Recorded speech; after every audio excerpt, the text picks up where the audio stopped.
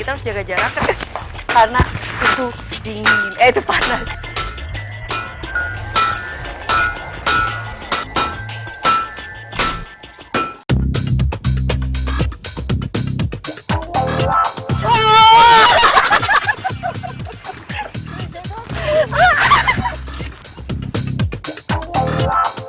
Nih, bisa!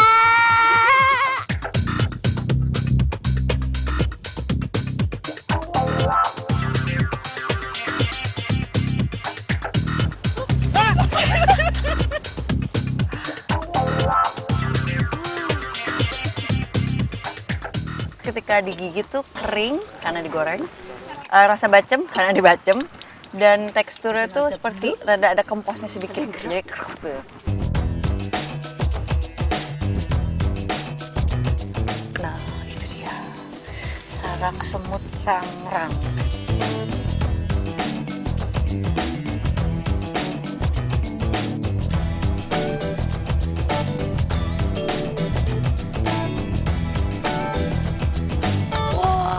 Lihat semutnya banyak banget kalau bisa lihat tuh.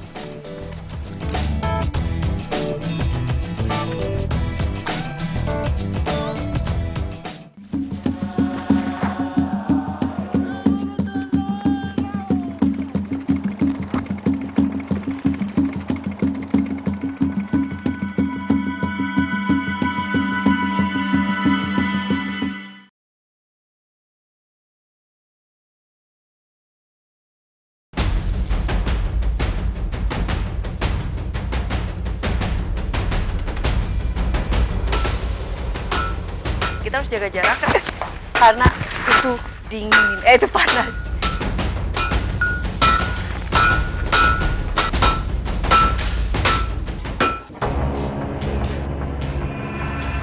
Hari ini saya mendapatkan kesempatan yang luar biasa, yaitu melihat pembuatan salah satu warisan budaya Indonesia.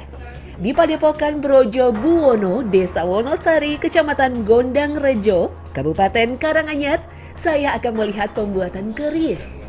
Inilah Besalen, sebutan bagi tempat pembuatan keris. Saya beruntung, pada saat saya datang, saya dapat melihat proses mijar, yaitu proses penyatuan besi dan nikel yang nantinya akan memberikan motif pamor. Nah, kalau pamor adalah gambar motif yang terdapat pada bilah keris. Nah, ini namanya proses mijar atau proses penyatuan antara tadi nih, kalau yang ini besi, timah besi. Kita harus jaga jarak karena itu dingin, itu panas. Bener kan?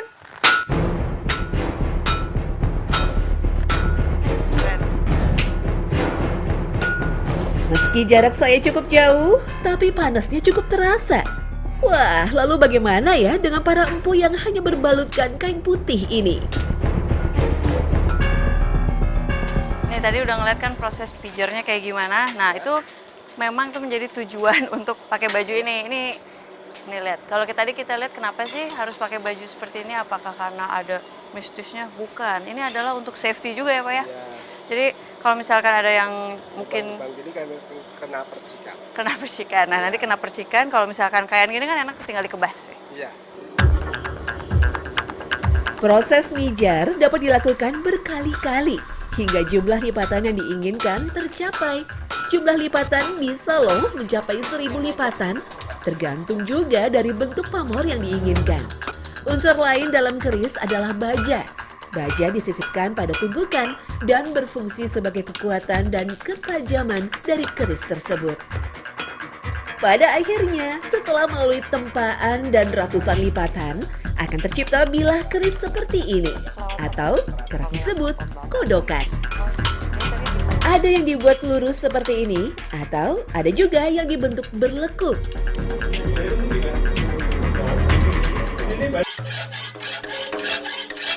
Minat anak muda terhadap keris ternyata patut diacungi jempol. Saya melihat banyak mahasiswa dan mahasiswi yang datang kemari untuk belajar tentang keris. Nah, ini saya lagi bareng sama mahasiswa D4 dari jurusan keris dan senjata tradisional. Jadi kalau misalkan pengen mempelajari alat-alat tradisional senjata Indonesia, bisa kuliah di sana ya.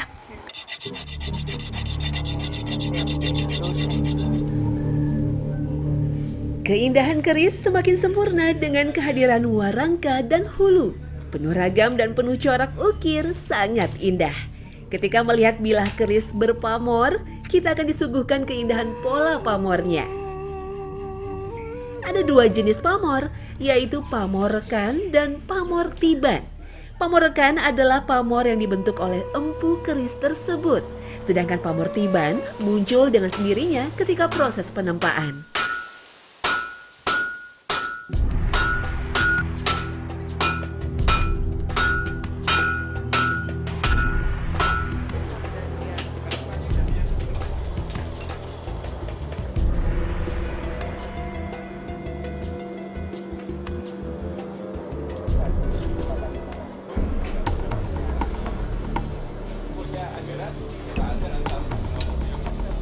Keris adalah sebuah bentuk penggambaran seseorang, sehingga untuk membuat keris, para empu harus terlebih dahulu mengetahui karakter si pemesan keris.